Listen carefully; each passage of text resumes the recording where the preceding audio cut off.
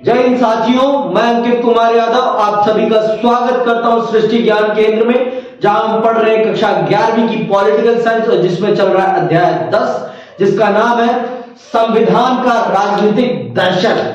Last class में हमने समझने का प्रयास किया था कि संविधान हमें किस प्रकार का दर्शन देने का प्रयास कर रहा है। संविधान में वो कौन से तत्व हैं जिनको संविधान का दर्शन माना गया है, या कहिए संविधान का मूलभूत आधार माना गया है।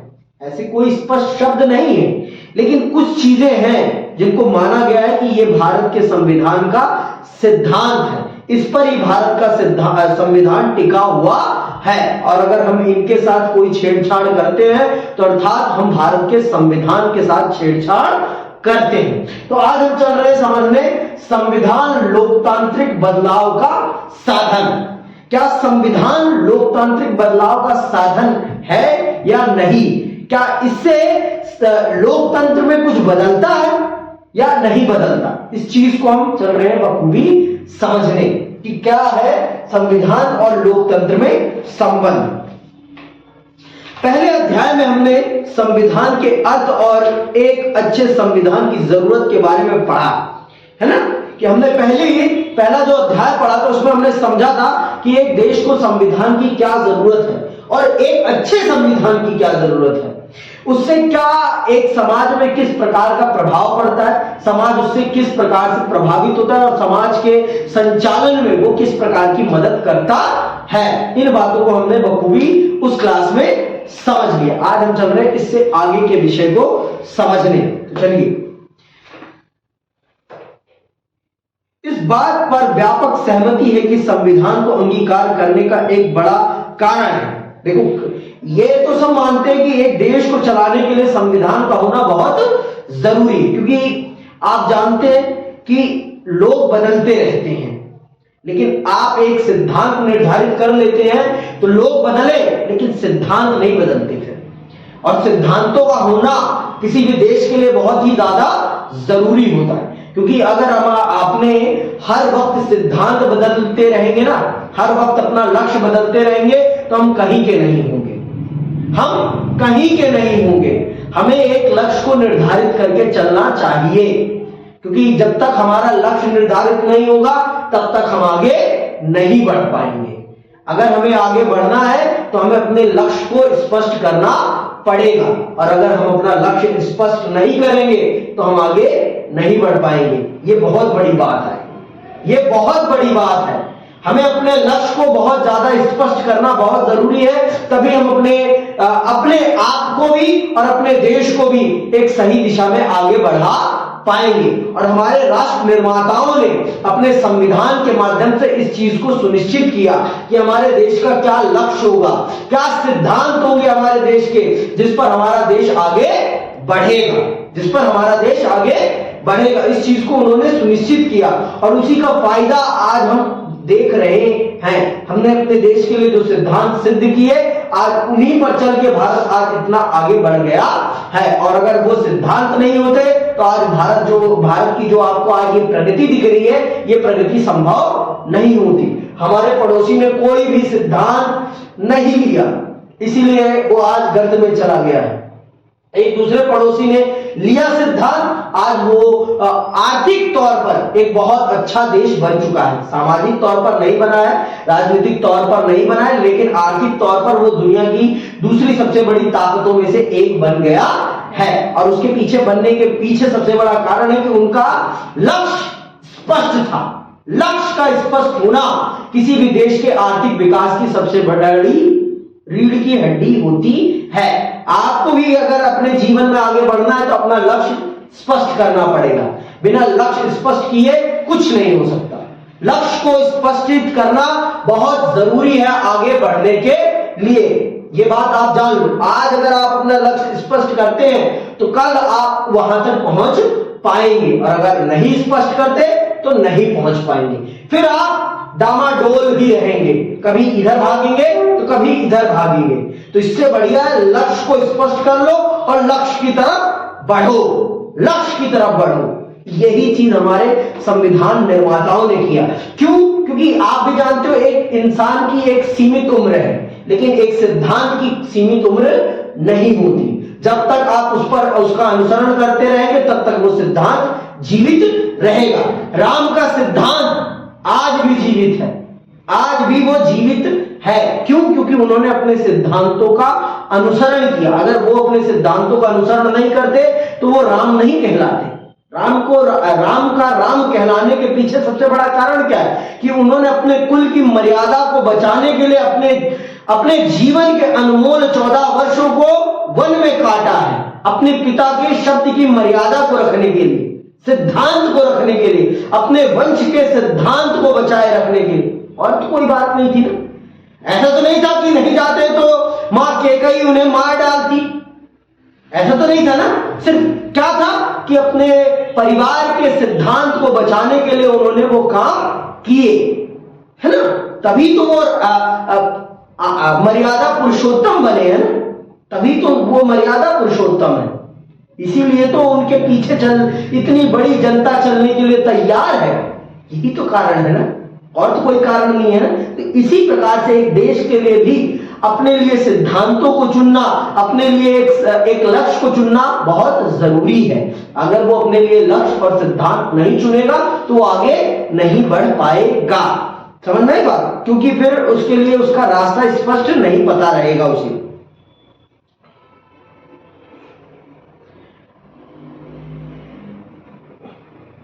सत्ता को निरंकुश होने से रोकना है। आधुनिक राज्य अति की हद तक ताकतवर हैं। बल प्रयोग और दंड शक्ति पर राज्य का एकाधिकार माना जाता है।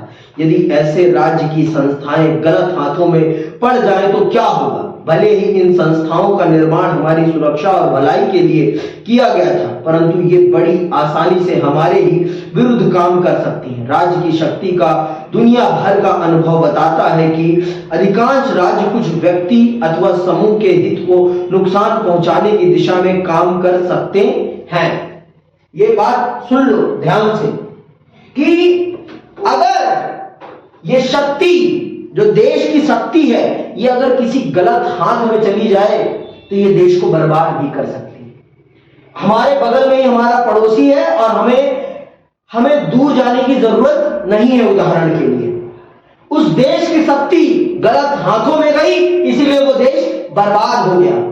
और हमारे देश की शक्ति उन हाथों में रही जिनको लोकतंत्र के महत्व का अर्थ पता था और जिनको पता था कि देश के लक्ष्य को हमें बहुत अच्छे से उसको पकड़ना है और देश को उसी रास्ते पर रखना है। तो इसीलिए हमारा देश इतनी आगे बढ़ पाया है। इसीलिए बढ़ पाया क्योंकि हमने एक दिशा से नहीं सोचा, हमने बहु दिशा से सोचा और हमने उस लक्ष्य तक पहुंचने के लिए अलग अलग रास्तों को देखा। हमने सिर्फ एक नजरिए से नहीं देखा, हमारे पास उस लक्ष्य को देखने के भी अलग अलग नजरिए थे। इसीलिए हमारे देश में लोकतंत्र है और हमने लोकतंत्र का सदैव सम्मान किया है। लोकतंत्र का जिस देश में सम्मान नहीं होगा वो देश बर्बाद हो जाएगा, वो देश बर्बाद हो जाएगा। आप अपने पड़ोस में देख लो, यहां की भी जनता खुश नहीं है, यहां की जनता खुश नहीं है। आपको यहां पर आर्थिक तरक्की बहुत दिखेगी, लेकिन यहां पर जन भागीदारी, जनता में खुशहाली, वो चीजें नहीं है, वो चीजें ना के बराबर है। समझ में बात? भारत में सब कुछ है। भारत लोकतांत्रिक रास्ते पर चलता है, भारत अपनी जनता को अधिकार मुहैया कराता है, सब कुछ मुहैया कराता है। इसीलिए यहां पर कहा गया कि ये ताकतें कभी भी किसी ऐसे व्यक्ति के हाथ में नहीं जानी चाहिए जिसकी मानसिकता गलत हो, या कह रहा है कि एक समूह विशेष को नष्ट करने का काम करे। इस चीज को ध्यान में रखो, किसी भी समूह को आप नष्ट करेंगे तो आप भी उसके साथ नष्ट होंगे। ऐसा नहीं कि सिर्फ वो ही नष्ट होगा, आप किसी को मारने जाएंगे तो दूसरा भी आपको मारेगा। ये मत सोचिए कि वो आपको नहीं मारेगा। कहते हैं ना कि एक्शन रिएक्शन दोनों है। जितना तेज प्रहार आप करेंगे उतना ही तेज प्रहार वो भी करेगा आपके ऊपर। तो ये समझना हम सबके लिए बहुत जरूरी है और इसी के लिए हमने एक सिद्धांत गढ़ा है अपने देश के लिए। ठीक है, आगे सुनो। अगर ऐसा है तो भले इन संस्थाओं का निर्माण हमारी सुरक्षा और भलाई के लिए किया गया था, परंतु ये बड़ी आसानी से हमारे ही विरुद्ध काम कर सकती हैं। राज्य की शक्ति का दुनिया भर का अनुभव बताता है कि अधिकांश राज्य कुछ व्यक्ति अथवा समूह के हित को नुकसान पहुंचाने की दिशा में काम कर सकते हैं। अगर ऐसा है तो हमें सत्ता के खेल के नियमों को इस तरह बनाना चाहिए कि राज्य की इस प्रवृत्ति पर अंकुश लगे। समझ में आएगा? इसीलिए हमने सिद्धांत बनाए हैं अपने देश के लिए, अपने संविधान के माध्यम से, जिससे कि देश गलत हाथों में ना जाने पाए या कोई एक व्यक्ति इतना ताकतवर ना हो जाए कि वो देश को ही नष्ट करने की तरफ बढ़ जाए। इसीलिए हमने ऐसा किया। समझ में? इसीलिए एक देश के पास एक संविधान का होना बहुत जरूरी है, जो सर्वोच्च सत्ता के रूप में काम करे, जो सर्वोच्च सत्ता के रूप में इस देश को आगे बढ़ाए। समझ में आएगा? संविधान ये बुनियादी नियम प्रदान करता है, अंडरलाइन करना, संविधान ये बुनियादी नियम प्रदान करता है और राज्य को निरंकुश बनने से रोकता है। संविधान हमें गहरे सामाजिक बदलाव के लिए शांतिपूर्ण लोकतांत्रिक साधन भी प्रदान करता है। इन सब के अतिरिक्त औपनिवेशिक दासता में रहे लोगों के लिए संविधान राजनीतिक आत्मनिर्णय का उद्घोष है और इसका पहला वास्तविक अनुभव भी जवाहरलाल नेहरू ने इन दोनों बातों को अच्छी तरह समझे थे। उनका कहना था कि संविधान सभा की मांग पूर्ण आत्मनिर्णय की सामूहिक मांग का प्रतिरूप है, क्योंकि सिर्फ भारतीय जनता के चुने हुए प्रतिनिधियों से बनी संविधान सभा को ही बगैर बाहरी हस्तक्षेप के भारतीय संविधान बनाने का अधिकार है। दूसरे, नेहरू की दलील थी कि संविधान सभा सिर्फ जनप्रतिनिधियों अथवा योग्य वकीलों का जमावड़ा भर नहीं है, बल्कि यह स्वयं में राह पर चल पड़ा एक राष्ट्र है जो अपने अतीत के राजनीतिक और सामाजिक ढांचे के खोल से निकलकर अपने बनाए गए आवरण को पहनने की तैयारी कर रहा है। तो पंडित जवाहरलाल नेहरू का ये कहना बहुत बड़ी बात है कि यहाँ पर जो लोग संविधान सभा में उपस्थित है ना, ये सिर्फ वकील नहीं है, ये सिर्फ अपना प्रतिनिधित्व नहीं कर रहे हैं, ये वो लोग हैं जो संपूर्ण भारत का प्रतिनिधित्व कर रहे हैं और इनके ऊपर ये दायित्व है कि ये इस देश की जनता को इनके अधिकार मुहैया कराएं। ये इनका परम दायित्व है और अगर ये अपने इस दायित्व का निर्वहन नहीं कर पाते तो ये इनके ऊपर सबसे बड़ा प्रश्न चिन्ह होगा। ये सबसे बड़ा प्रश्न चिन्ह होगा कि आपने क्यों नहीं किया वो काम। और ये सिर्फ शिक्षित लोग नहीं है, ये इस देश की समस्याओं को समझने वाले लोग हैं और इन पर जनता का बहुत ज्यादा भरोसा है। मैंने जब आपको पहला चैप्टर पढ़ाया था तो मैंने आपको ये बताया था कि भारत के संविधान के सफल होने के पीछे सबसे बड़ा कारण यही है कि भारत के संविधान को भारत की जनता के द्वारा चुने गए या पसंद किए गए नेताओं ने बनाया, ना कि सेना ने। भारत के संविधान को उन लोगों ने गढ़ा है जिन लोगों पर भारत की जनता बहुत आंख मूंदकर भरोसा करती थी। ऐसे लोगों ने भारत के संविधान को गढ़ने का काम किया है और भारत के पहले प्रधानमंत्री और भारत के पहले गृह मंत्री इन दोनों लोगों ने बहुत बेहतरीन तरीके से भारत के संविधान को आगे बढ़ाया है। इसमें अंबेडकर साहब का भी बहुत बड़ा योगदान है। अंबेडकर साहब, आप कह सकते हैं कि उन्होंने इस संविधान में एक जान डालने का काम किया है।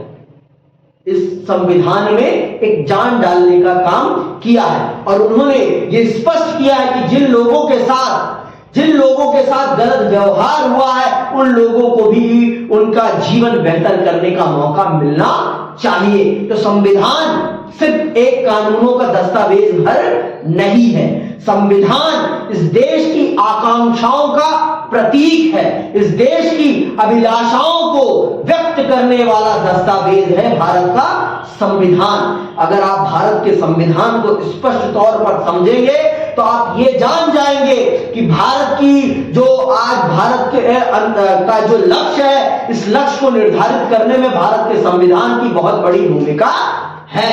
और यही पंडित नेहरू अपने दोनों कोटों के माध्यम से कहने का प्रयास कर रहे हैं कि भारत का संविधान सिर्फ एक कानूनी दस्तावेज भर नहीं है। भारत का संविधान इस देश की आकांक्षाओं का प्रतीक है और इस देश के जो लक्ष्य है उन लक्ष्यों तक पहुंचाने का ये रास्ता दिखाने का काम करेगा। अर्थात ये भारत को वहां तक पहुंचाने का मानचित्र है। इस मानचित्र पर अगर हम चलेंगे तो हम उस लक्ष्य को जरूर प्राप्त करेंगे जिस लक्ष्य तक हम जाना चाहते हैं। और अगर हम ऐसा कर पाने में नहीं सफल हुए तो ये हम सब विद्वानों की सबसे बड़ी गलती होगी। समझ रहे बात? आगे सुनिए। भारतीय संविधान का निर्माण। भारतीय संविधान का निर्माण परंपरागत सामाजिक ऊंच नीच के बंधनों को तोड़ने और स्वतंत्रता, समानता तथा न्याय के नए युग में प्रवेश के लिए हुआ। समझना है कि बात? यह है भारत के संविधान के मूल तत्व जिन पर भारत का संविधान टिका है, जो भारत के संविधान में जान फूंकते हैं। ये चीजें हैं जैसे स्वतंत्रता, समानता और न्याय के नए युग में प्रवेश के लिए ये भारत का संविधान ये तय करता है कि इस देश की एक भी जनता के साथ किसी भी प्रकार का भेदभावपूर्ण व्यवहार ना हो, सबको समान अधिकार मिले, सबको अपने आप को आगे बढ़ाने का रास्ता मिले। यह है भारत के संविधान का उद्देश्य। इस नजरिए में संवैधानिक लोकतंत्र के सिद्धांत को पूरी तरह से बदल कर रख देने की क्षमता है। इस नजरिए के अनुसार संविधान की मौजूदगी सत्तासीन लोगों की शक्ति पर अंकुश ही नहीं लगाती, बल्कि जो लोग परंपरागत तौर पर सत्ता से दूर रहे हैं उनका सशक्तिकरण भी करती है। संविधान कमजोर लोगों को उनका वाजिब हक सामुदायिक रूप में हासिल करने की ताकत देता है। ये संविधान हर उस व्यक्ति को उस सत्ता पर अंकुश लगाने का अधिकार देता है जो सत्ता निरंकुश हो रही हो। तो इसीलिए विपक्ष का होना बहुत जरूरी है। जितना पक्ष का ताकतवर होना एक लोकतंत्र में जरूरी है, उतना ही विपक्ष का ताकतवर होना भी एक लोकतंत्र के लिए बहुत जरूरी है। क्योंकि लोकतंत्र में पक्ष की आवाज भी मजबूत होनी चाहिए तो विपक्ष की आवाज भी मजबूत होनी चाहिए। क्योंकि अगर विपक्ष मजबूत नहीं होगा तो सिर्फ आप 50% लोगों की नुमाइंदगी कर रहे हैं, 50% लोग अनसुने रह जाएंगे। ये बात जान लीजिए। मैंने आपको भारत की चुनाव प्रणाली समझा दी है, तो चुनाव प्रणाली को आप अगर समझते हैं तो आप ये जान लीजिए कि भारत में जो लोग सत्ता में बैठते हैं वो पूरे भारत का प्रतिनिधित्व नहीं करते, वो सिर्फ आधे भारत का प्रतिनिधित्व करते हैं। तो विपक्ष में बैठने वाले लोगों को भी उतना ही सम्मान, उतना ही अधिकार मिलना चाहिए जितना कि पक्ष में बैठे व्यक्ति को मिलता है। उतना ही उसे भी बोलने का मौका मिलना चाहिए। क्यों? क्योंकि वो भी इस देश की 50% जनता का प्रतिनिधित्व कर रहा है। तो इस बात को ध्यान में रखिए आप। और वो जो 50% लोगों का प्रतिनिधित्व कर रहा है वो देशद्रोही कभी नहीं हो सकता। तो अगर विपक्ष पर ये आरोप लगाता है सत्ता दल कि ये देशद्रोही है तो सरासर झूठ बोलता है पक्ष। ये बात भी जानिए। इस देश की जनता को इस बात को समझना चाहिए कि विपक्ष इसी देश का है, कहीं और का नहीं है। और आपने ही उसे चुना है तो आप उसे देशद्रोही नहीं करार दे सकते। सरकार की नीतियों पर सवाल करना उसका परम अधिकार है। क्या वो जो आज सत्ता में बैठे हैं, जब वो विपक्ष में थे, क्या वो सरकार पर सवाल नहीं करते थे? वो भी करते थे।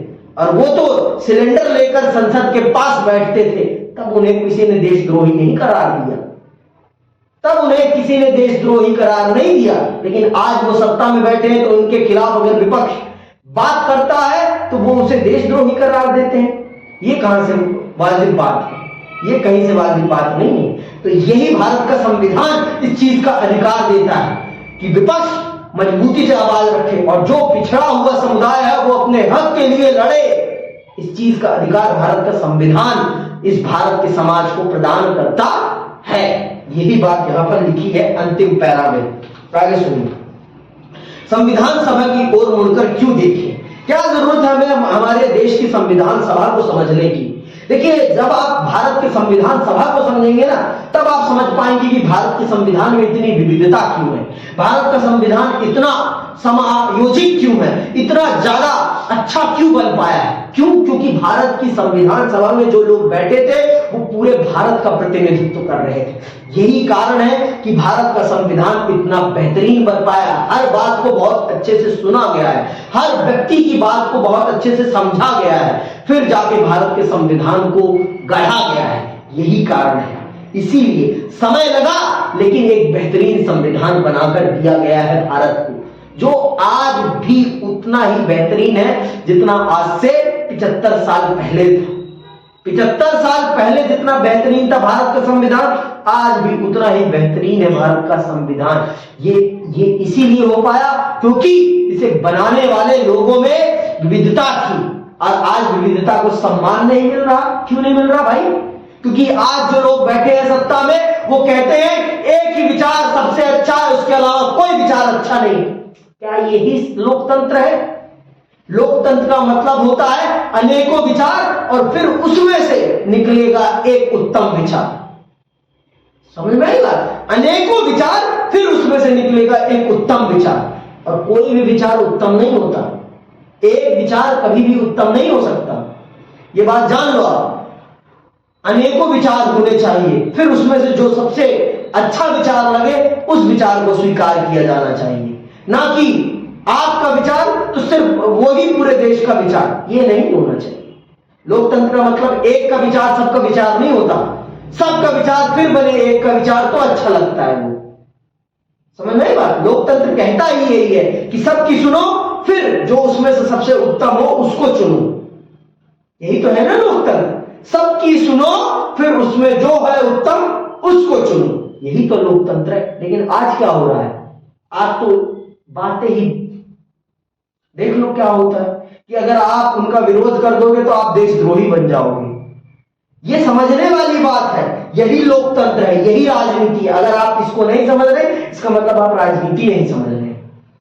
यही देश है, इस देश का संविधान ही इस देश के लिए नया रास्ता तय कर रहा है, और कोई नहीं कह रहा है। समझ रही बात? आगे सुनिए। पीछे क्यों मुड़े और अपने को अतीत से क्यों बांध कर रखें? कानून और राजनीतिक विचारों के इतिहासकार के लिए यह बात ठीक हो सकती है कि वह पीछे मुड़कर देखे कि कानून और राजनीतिक विचारों का आधार कहां छुपा है, किंतु राजनीति के विद्यार्थी के लिए संविधान निर्माताओं के सरोकारों और मंशा को जानना क्यों जरूरी है? क्यों जरूरी है भाई? जब तक आप उनकी मंशा को नहीं समझोगे, उनकी इंटेंशन को नहीं समझोगे, तब तक आप नहीं समझ पाओगे इस देश के संविधान को बनाया कैसे गया है, इस देश के संविधान को बनाने के पीछे उद्देश्य क्या है। जब तक आप उन व्यक्तियों को नहीं जानोगे, तब तक उनकी मेंटेलिटी को नहीं समझ पाओगे। जब तक उनकी मेंटेलिटी को नहीं समझ पाओगे, तब तक उनकी मंशा, उनकी इंटेंशन क्या है, उन्होंने इस चीज को बनाया क्यों है, इस चीज को भी नहीं समझ पाओगे। तो अगर उनकी मेंटेलिटी को समझना है, तो उनकी मंशा को समझना है, तो उनको भी समझना पड़ेगा। समझ रहे बात? जब तक हम उनको नहीं समझेंगे, तब तक हम इस देश के संविधान को भी नहीं समझ पाएंगे। समझ रहे? किंतु क्यों नहीं बदली हुई स्थितियों पर गौर किया जाए और इस बात की नई परिभाषा बनाई जाए कि संविधान किन किन बातों में सही गलत का फैसला दे सकता है। अमेरिका का उदाहरण दें, वहां संविधान 18वीं सदी के उत्तरार्ध में लिखा गया। उस युग के मूल्य और मानक का इस्तेमाल 21वीं शताब्दी में करना बेतुका कहा जाएगा।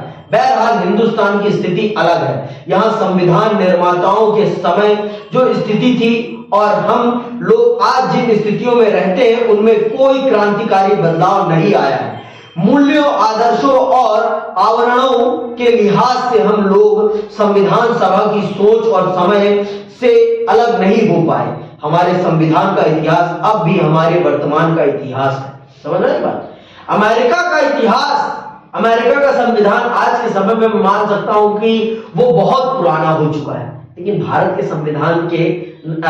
संविधान का नजरिया अभी इतना पुराना नहीं हुआ है। अभी हमने उन लक्ष्यों को भी प्राप्त नहीं किया है जिन लक्ष्यों को ध्यान में रख के भारत के संविधान को बनाया गया। क्या हमने सामाजिक न्याय प्राप्त कर लिया है? क्या हमने समानता प्राप्त कर ली है? क्या हमने देश को उस रास्ते पर पहुंचा दिया है जहां पर सब एक जैसे हो? कदापि नहीं।